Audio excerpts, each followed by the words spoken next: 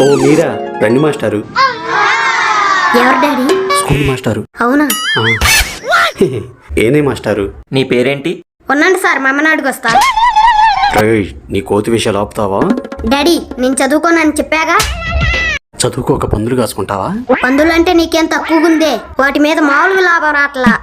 నీకెందుకు ఒక డజన్ కొను, నేను మేపుకుంటా. చంప పగులుద్ది తిక్క తిక్కగా మాట్లాడేవంటే. Any problem?